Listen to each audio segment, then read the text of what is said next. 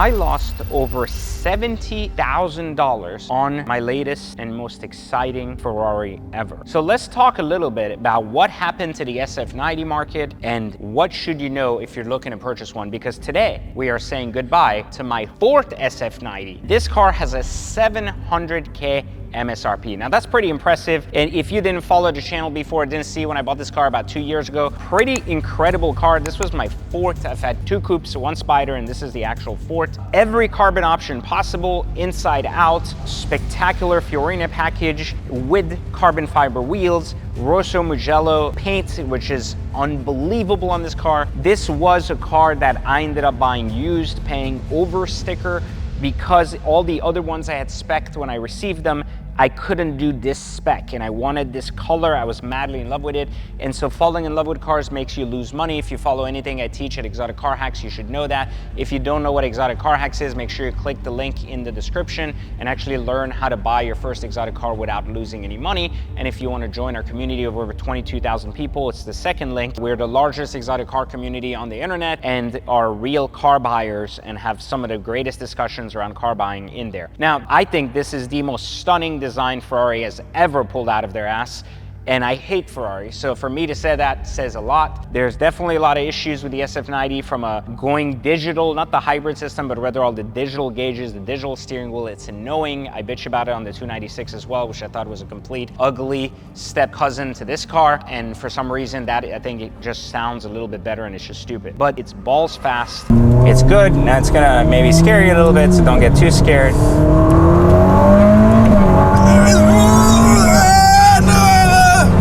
It's worked most of the time. It hasn't really had any issues. I've driven about 2,000 miles or so. And so the problem is what we're gonna talk about today. And so I've lost money on this. I was willing to part ways with it. I'm not a Ferrari fan. It is gonna get replaced by another Ferrari, not an SF90, something a little bit heavier. It's gonna be over a 7-figure car, and it's hopefully gonna be here in the next couple of weeks. But for now, as far as why this is leaving, if you noticed, values on SF90 non-Fiorina cars has been plummeting. And it's dragging a little bit of these down with it. Specifically, these non-collectible versions are equally as expensive to fix as the collectible versions. And the issue is a lot of the LaFerrari technology that started as a hybrid was basically put into this thing. Well, it's just really expensive to fix and is a very unknown territory for people out of warranties. And the 21s are now a couple of months away from running out of warranty. And so what's happening is that the 21s, this is a late model 22, are starting to show a lot of weakness. And because of that, it's dragging the price of the entire market down with it. That coupled with the fact that COVID prices were just on the rise for no reason on these cars,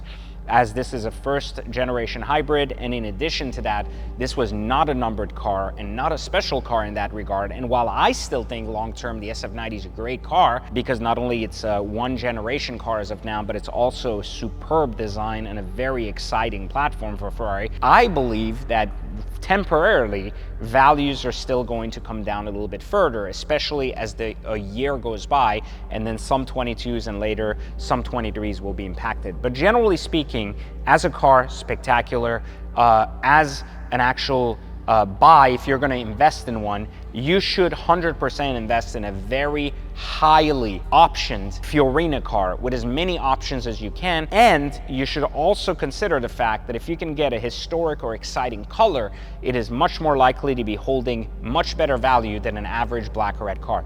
Do not buy these cars modded. Do not buy them with extra stuff like exhaust tunes and stuff.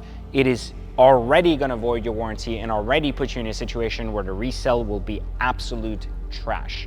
And so in this case, we say goodbye today, a bittersweet goodbye, because this is my wife's favorite car of all time. She absolutely adores it, and I do too. I think it is beautiful, and I hate Ferrari. I think Ferrari is one of the worst companies in the world, just like Porsche. They've been better, Porsche has been worse, so I think they've exchanged worlds. But look at it, it's just beautiful. Like, does it get any prettier than this for a Ferrari? I mean, I would argue that outside of the XXX example of this, did I say XXX? You see that I'm just have a dirty mind. The Speciale XX version of this, which is basically the race variant.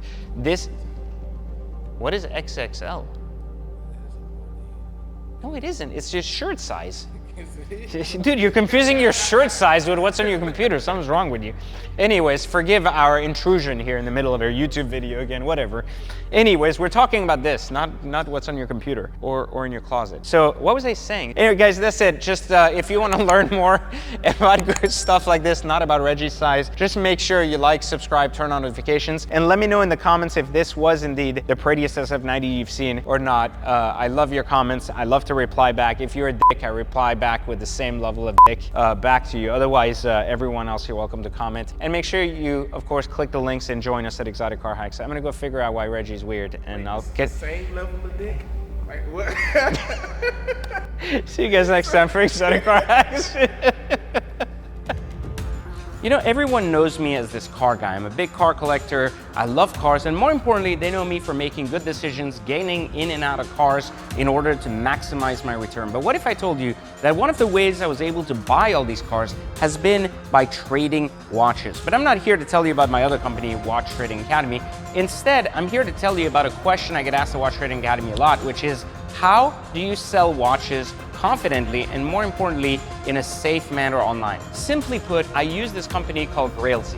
It is a safe and very transparent way to sell a watch online.